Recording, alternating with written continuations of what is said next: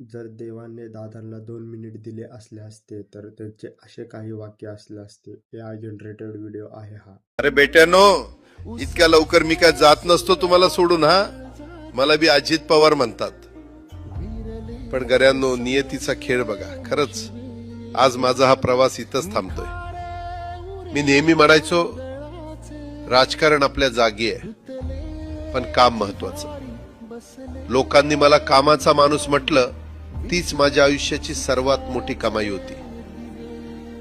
आज निरोप घेताना मन खूप जड आहे, पण एक समाधान आहे की शेवटच्या श्वासापर्यंत मी तुमच्यासाठीच धावत होतो. मी तुम्हाला शब्द दिला होता, जोपर्यंत माझे हातपाय चालतात तोपर्यंत तुमचं भलं करण्यासाठी मी झटत राहील. नियती बघा कशी असते. आज माझ्या हक्काच्या बारामतीच्या मातीत तुमच्या सेवेसाठी येत असतानाच माझे हातपाय कायमचे विसावले.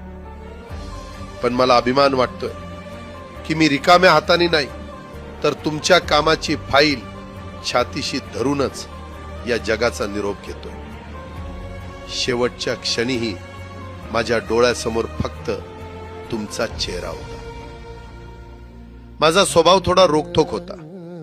कधी कुणावर ओरडलो असेल, कुणाचं मन दुखावलं असेल, पण माझ्या त्या रागामागे फक्त एकच तडफड होती की माझ्या सामान्य माणसाचं काम झालं पाहिजे. सत्तेसाठी नाही, तर तुमच्या हक्कासाठी मी नेहमीच दादा म्हणून उभा राहिलो. आता मी निरोप घेतोय, पण महाराष्ट्र थांबता कामा नये. माझी जबाबदारी आता मी तुमच्यावर सोपवतोय.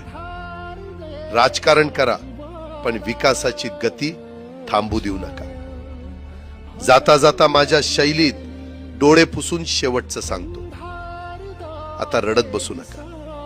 उठा आणि कामाला लागा. माझा महाराष्ट्र आपल्याला अजून खूप पुढे न्यायचा आहे.